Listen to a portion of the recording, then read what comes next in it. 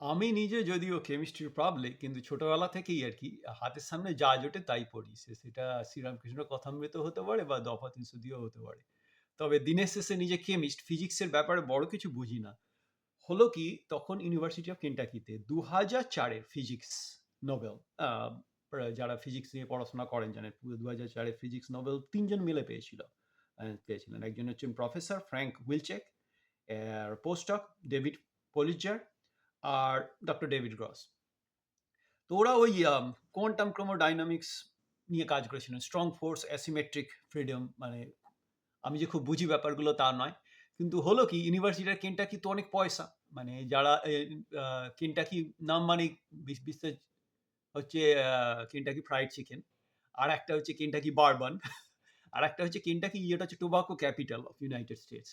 মানে university of কেন্টাকির toxicology department দুর্দান্ত চলতো, কারণ ওই সিগারেট কোম্পানিগুলোকে ওদের দিত আর কি, ফান্ডিং দিত। আমরা বলতাম বিস ডিপার্টমেন্ট। তোরা যারা পিএইচডি করতো। তো যাই হোক, ওই ওই ইউনিভার্সিটি ওদের ফিজিক্স আর কি যারা, তো ওরা এই প্রথমে নিয়ে এলো হচ্ছে ২০০৬ সাল হবে, ২০০৬ সাল নাগাদ হচ্ছে ওই ফ্র্যাঙ্ক উইলচেককে নিয়ে এলো। হ্যাঁ, এই যে ফিজিক্স নোবেল লরিয়েট, আমি তো কোনোদিন নোবেল লরিয়েট কাছ থেকে হয়তো দেখিনি, হ্যাঁ, বাপের জন্মে, চলো যাই। তো গেলাম, গিয়ে অদ্ভুত ব্যাপার, আমরা কোণে দাঁড়িয়ে দাঁড়িয়ে দেখছি অত বড় অডিটোরিয়াম। সেখানে গিয়ে দেখলাম আমাদের কেমিস্ট্রি স্টক রুমের আর কি গ্যারি, বয়স্ক হোয়াইট আমেরিকান ভদ্রলোক গ্যারি কাজ করে, খুব ভদ্র, আর ওকে সবাই খুব বাজেভাবে দেখে। দেখি গ্যারি পাশে দাঁড়িয়ে, হ্যাঁ, একটা ডায়েরির খাতা বার করেছে, নোট নিচ্ছে। গ্যারি ভীষণ ইন্টারেস্টিং পার্সন, বিয়ে শাদী করেনি। স্টুডেন্টদের হচ্ছে একদম মাথা নিচু করে থাকবে সবসময়, আর স্টুডেন্টের ওপরে, স্টুডেন্ট কি অন্য প্রফেসররা খুব হম্বিতম্বি করতো, খুব খারাপ লাগতো, বয়স্ক মানুষের ওরকম করছে, আমি তো হিন্দুর ছেলে, হ্যাঁ, একটু গায়ে লাগতো, আমি খুব সম্মান দিতাম, হ্যাঁ, আর সেই নিয়ে গ্যারির সঙ্গে কথাবার্তা বলতাম, ও আমা করতো। আর গ্যারি হচ্ছে প্রত্যেক দিন ওই একটা ইন্ডিয়ান রেস্টুরেন্ট ছিল কাশ্মীর, সেখানে গিয়ে করে গ্যারি হচ্ছে প্রত্যেকদিন কাশ্মীরে লাঞ্চ করতো। একটা অদ্ভুত অদ্ভুত প্রকৃতির মানুষ গ্যারি। তো যাই হোক, তো সেই প্রথমে দেখলাম আর কি যে গ্যারির হচ্ছে এরকম ফিজিক্স নোবেল লরিয়েট, ফিজিক্সের উপরেও ইন্টারেস্ট আছে। তারপরে পরে জানলাম গ্যারি অ্যাকচুয়ালি কেমিস্ট্রিতে ইউনিভার্সিটি অফ কেন্টাকির মাস্টার্স।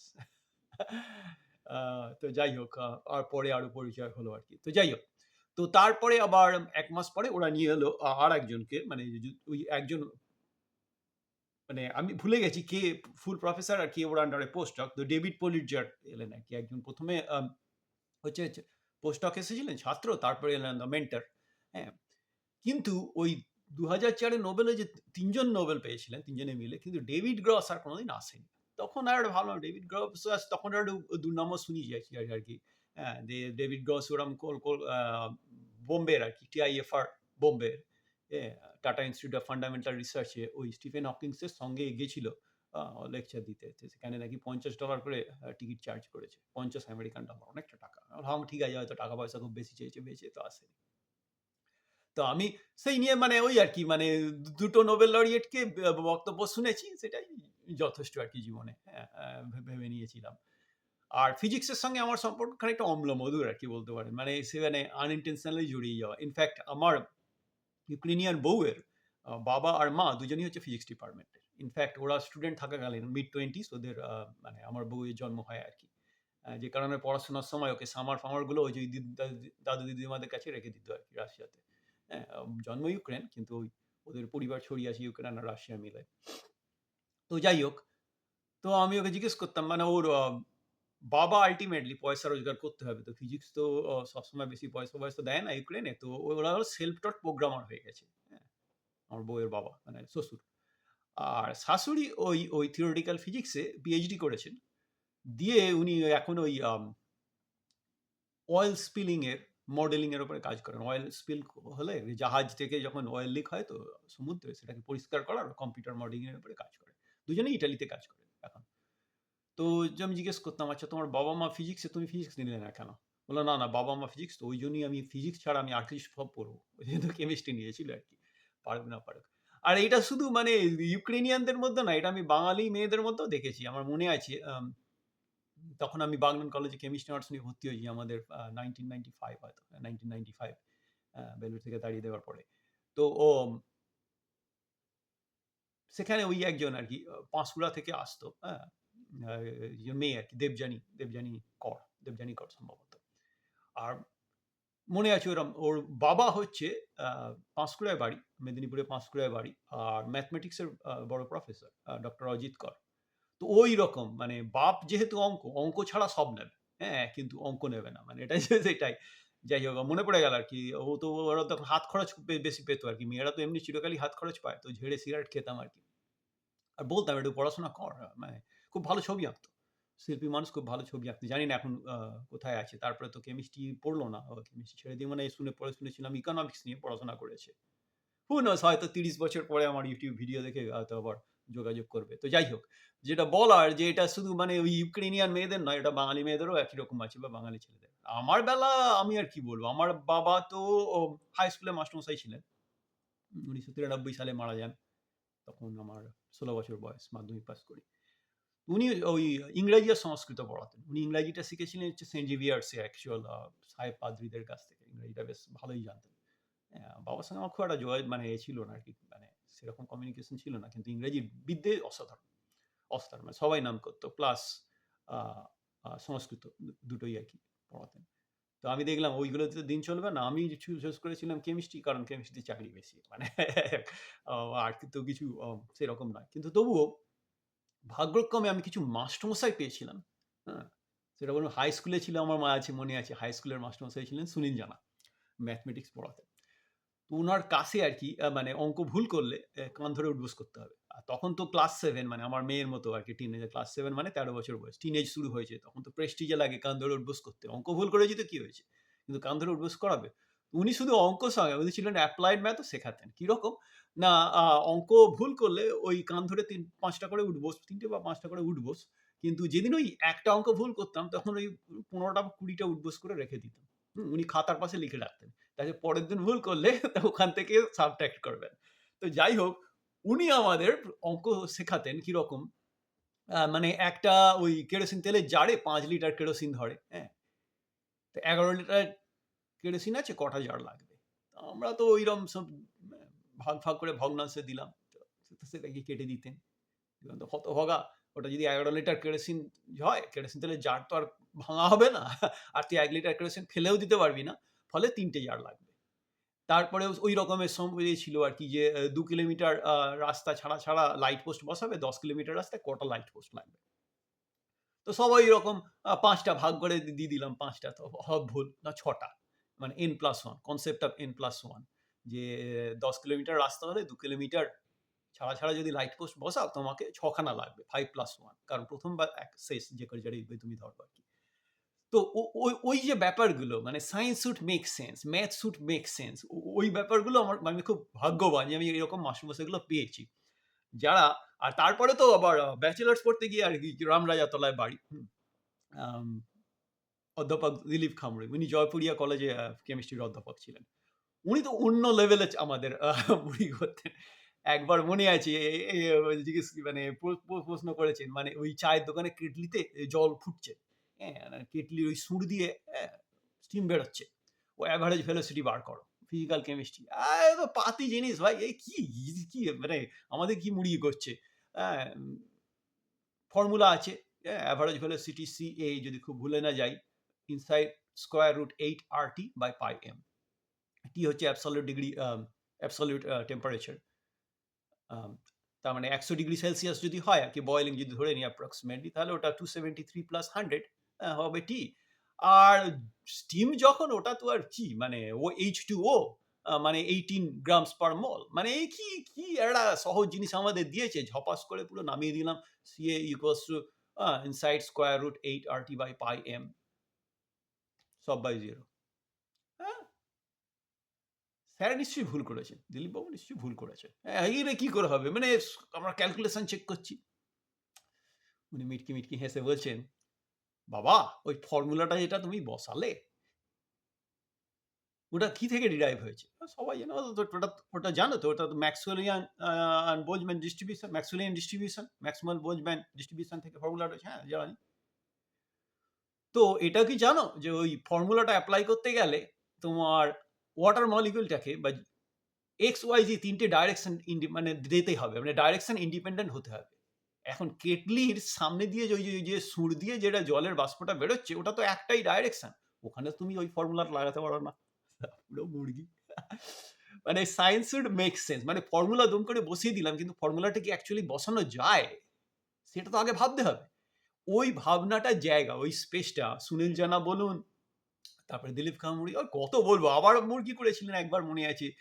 বলছে ওই রেডিও অ্যাক্টিভ ডিকের হাফ লাইফ বলতে পারবে? হ্যাঁ, কেন বলতে পারব না? হাফ লাইফ মানে ওই যা স্যাম্পলটা নেবেন তার হাফ লাইফ পরে তার sample active radio active sample এর পরিমাণ হচ্ছে হাফ হয়ে যাবে। এটা তো সহজ ব্যাপার। ওটা আবার কেন জিজ্ঞেস করছেন? মানে ওটা সেই বলল ঠিক আছে তাহলে ১৬ টা ওরকম রেডিও অ্যাক্টিভ মলিকিউল আছে। ২ মিনিট হাফ লাইফ, ২ মিনিট পরে কটা থাকবে? ৮ টা। আরো ২ মিনিট পরে কটা থাকবে? ৪ টে। আরো ২ মিনিট করে কটা থাকবে? ২ টো। আরো ২ মিনিট কটা পরে থাকবে? ১ টা। আরো ২ মিনিট পরে কটা থাকবে? এবারে তো ঘেঁটে গেছি। হাফ টা এটম কি করে বলি? কারণ এটম তো সবচাইতে ছোট। বলল তাহলে কোথায় মিসটা করলে? এটমের থেকে তো নিচে নামা যাবে না। তারপরে বোঝালেন, বাবা রেডিও অ্যাক্টিভ ডিকে হচ্ছে স্ট্যাটিস্টিক্যাল ল। ওটা ১৬ টা রেডিও অ্যাক্টিভ এটমে তুমি লাগিয়েছো ওটাই তো ভুল। অনেক স্যাম্পল সাইজ হতে হবে, তবে হবে। তবে এইরকম ভাবার একটা বাজে দিকও ছিল। কারণ সুনীল সেনগুপ্ত স্যারের ঐরকম আরকি ভাবনা নিয়ে আমার মনে আছে। তখন ক্লাস 9 এ আমাদের, এখন জানি না এখন পড়ায় কিনা। ক্লাস 9 এ মুখস্থ করতে হতো আরকি। ভিটামিন এ এর অভাবে রাতকানা হয়। সবাই রাতকানা জিজ্ঞেস করল, "আরে রাতকানাটা কি?" রাতকানা মানে রাত্রিবেলা যে দেখতে পায় না। মাস্টার সবাইকে জিজ্ঞেস করলাম, "স্যার রাতকানা জিনিসটা কি?" "হা, হা, হা, হা! রাতকানা জিনিসটা তুমি জানো? রাতকানা হচ্ছে রাত্রিবেলা যে দেখতে পায় না।" আমি একটু থামিয়ে দিয়ে বললাম, "স্যার রাত্রিবেলা তো কেউই দেখতে পায় না।" তখন আ একটু ভেবে বললেন, "না, না রাত্রিবেলা অল্প আলোয় যারা দেখতে পায় না।" তাহলে বইগুলো ওইভাবেই বলা উচিত। রাতকানা মানে রাত্রিবেলা স্বল্প আলোতে যারা দেখতে পায় না। তো যাই হোক তার জন্য মারও খেয়েছি। যে আমি নাকি মাস্টারমশাইয়ের পেছনে লেগেছিলাম। ব্যাপারটা তা নয়। আসলে আমাদের যারা শিখি যখন আরকি সবসময় তো সবকিছু ঠিকঠাক ভাবে পড়া বা বোঝা বা শেখা হয়ে ওঠে না। কিন্তু এই সুনীল জানা স্যার বলুন বা দিলীপ খামরুই, অধ্যাপক দিলীপ খামরুই বলুন, ওরা আমাদের শিখিয়েছিলেন আরকি যে সাবজেক্টটা ভালো করে শিখতে হবে। সো ওই জায়গা থেকে আমার কখনো মনে হতো ফিজিক্সটা অনেক বেশি লজিক্যাল দ্যান কেমিস্ট্রি। মানে নিজে কেমিস্ট্রি নিয়ে পড়াশোনা করেও বলছি। মানে কিরকম বলছি, ধরুন ইলেকট্রনের গল্প যখন সায়েন্সে বলে আরকি। ইলেকট্রন মানে অলমোস্ট মাসলেস, এতটাই লাইট। নেগেটিভ চার্জ আছে। আর সেই নেগেটিভ চার্জটা হচ্ছে -1 এতটাই তীব্র যে সবসময় দূরে থাকে। হ্যাঁ? সেটা পাউলিস এক্সক্লুশন প্রিন্সিপল তাই বলছে। একটা ক্লকওয়াইজ হলে একটা কাউন্টার ক্লকওয়াইজ হবে। হ্যাঁ? অ্যাটমের চারপাশে যখন ঘুরবে মেক্সিমাম ডিসট্যান্স এ থাকবে। হ্যাঁ? অথচ আমরাই আবার বলছি প্রোটন মানে যেগুলো হেভি বড়দা নিউট্রনের থেকে একটু বেশি, হয়তো মেজদা বলা উচিত ম্যাস অনুসারে। তো তার আবার +1 চার্জ আছে, তাদের কি হচ্ছে একদম নিউক্লিয়াসে একদম গুটি মেরে বসে আছে। ছক্কাটা কোথায়? না, ওটা একটা নাম দিয়ে দিলাম নিউক্লিয়ার বাইন্ডিং এনার্জি। আমরা যখনই ঘেঁটে যাই তখন একটা করে নতুন টার্মস লাগিয়ে দিই। যেই কারণে আমি বলি আরকি ফিজিক্স অনেক বেশি লজিক্যাল কেমিস্ট্রির থেকে। তো অনেক প্রশ্ন আছে, সবসময় করা যায় না। তাহলে আমাকে তো সব জায়গা থেকে বার করে দেবে।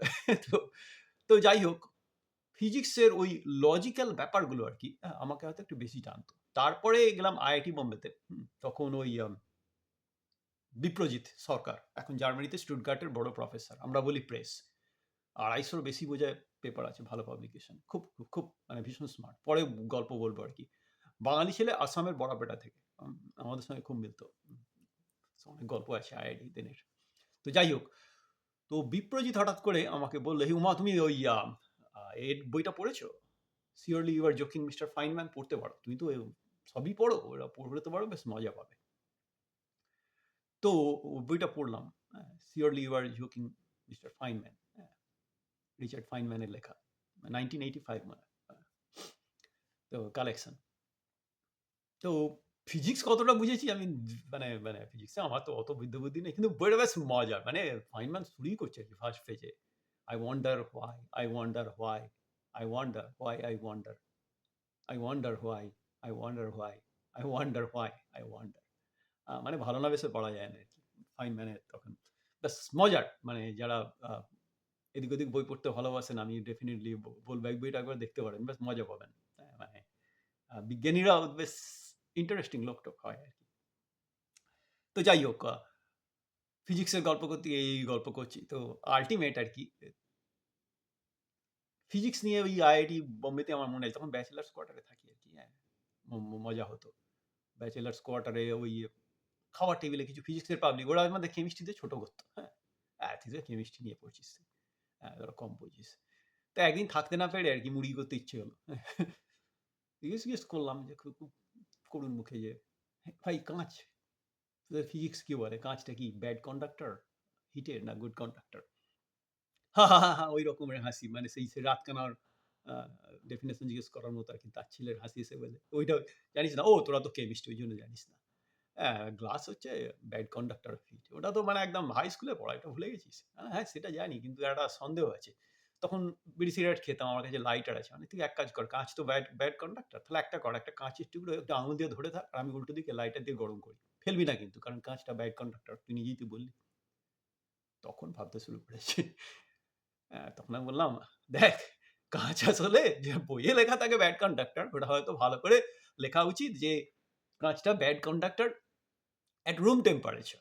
হ্যাঁ, কিন্তু এলিভেটেড টেম্পারেচারে বাবা, তুই একটা আগুনে কাঁচ ধরিস, নিজেই বুঝে যাবি এলিভেটেড টেম্পারেচারে কাঁচটাও বেশ ভালোই কন্ডাক্ট করে হিট, মানে হাত পুড়ে যাবে, তোর হাতে ফোস্কা পড়ে যাবে, ধরে রাখতে পারবি না। তো এরকম মুড়কি মুড়কি করি আর কি।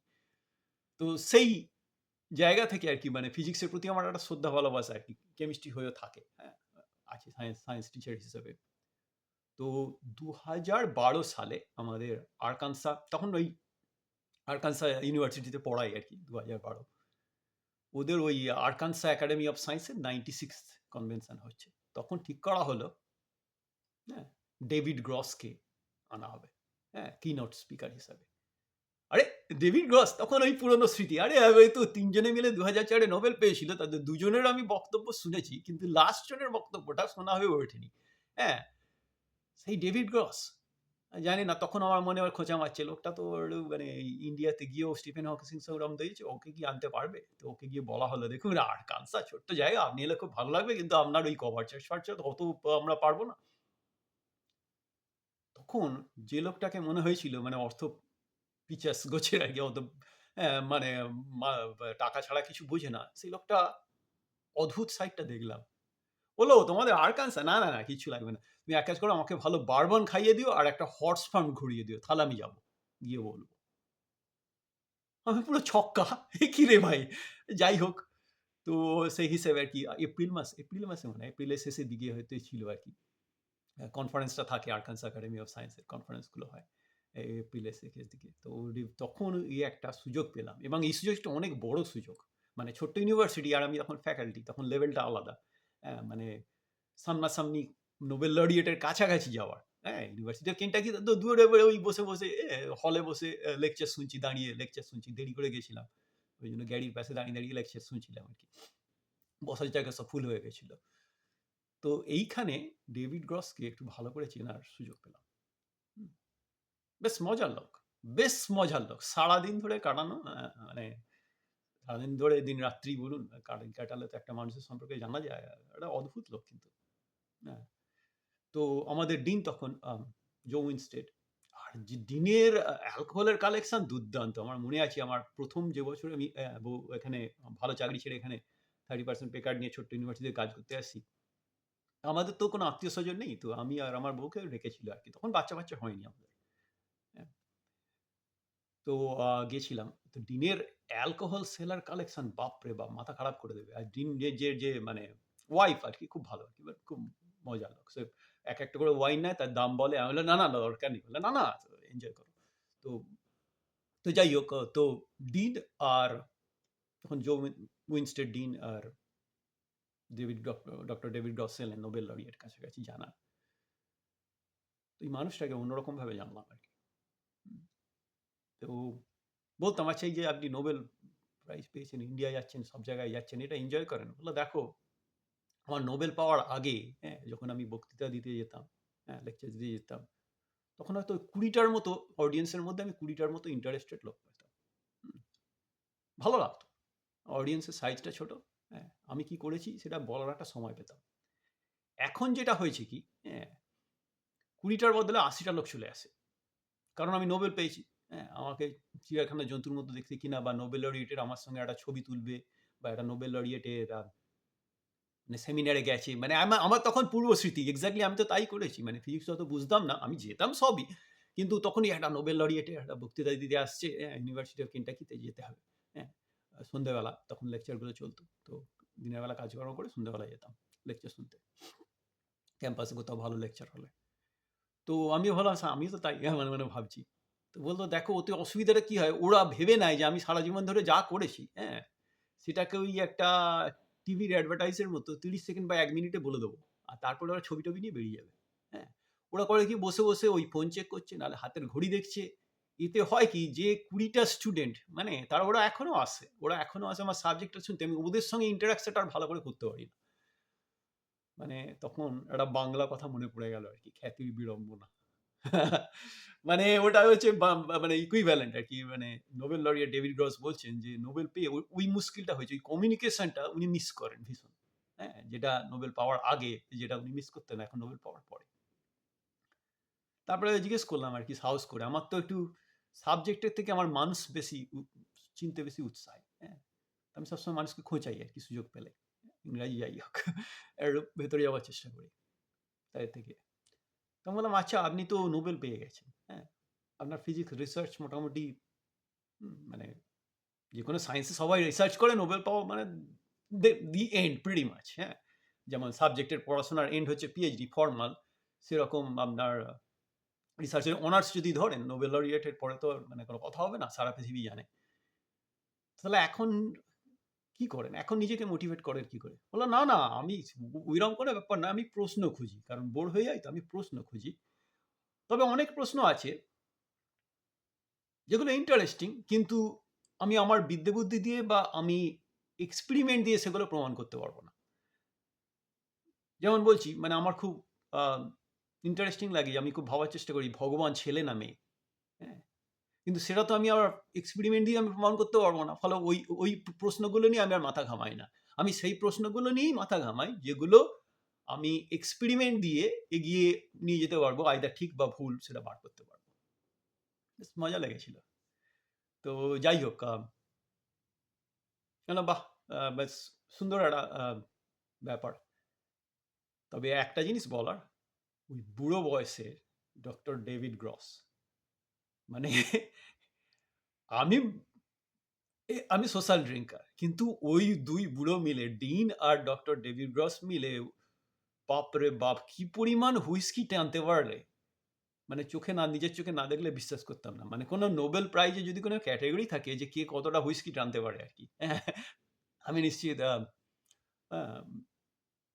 অধ্যাপক ডেভিড গ্রস একটা নমিনেশন পেয়ে যাবেন। মানে হুইস্কি খাওয়ার কম্পিটিশন এর জন্য। তো ডিন উইসডেন মারা গেছেন বছর ২ এক হলো। মানে ঘোড়ার নেশা ছিল আরকি। চাকরির বেশিরভাগ আম এটা আরকি পয়সা উনি ওই পোষা ঘোড়ার পেছনে করতেন আরকি। আদার জন্মে। ইনফেক্ট ওই অ্যাক্সিডেন্টও একটা হয়েছিল আরকি। আ তখন বয়স হয়ে গেছে আরকি ঘোড়াকে সামলাতে গিয়ে একটা অ্যাক্সিডেন্ট হয়েছিল। তারপরে আস্তে, আস্তে এমনি বয়সজনিত কারণেই হোক বছর ২ এক হলো মারা গেছেন। ডক্টর ডেভিড গ্রস আর দীর্ঘজীবী হন। উনি কত হবে? মিড ৮৪-৮৫ বয়স হবে এখন। মিড 85 হবে। কিন্তু হঠাৎ করে মনে পড়ে গেল আরকি মানে আমেরিকাতে এসে আ অনেক রকমের স্যাক্রিফাইস বা এইটাই থাকে। কিন্তু আমেরিকাতে এসেই একটা অসাধারণ সুযোগও পেয়েছিলাম আরকি। মানে নোবেল লরিয়েটের খুব কাছাকাছি যাওয়ার। সেটা বেশ একটা দারুণ স্মৃতি এখনো পর্যন্ত। যাই হোক আমার মতো করে আমার গল্প করলাম। এদিক ওদিক ছড়িয়ে ছিটিয়ে। ভালো লাগছে। সাবস্ক্রাইব করবেন, পাশে থাকবেন।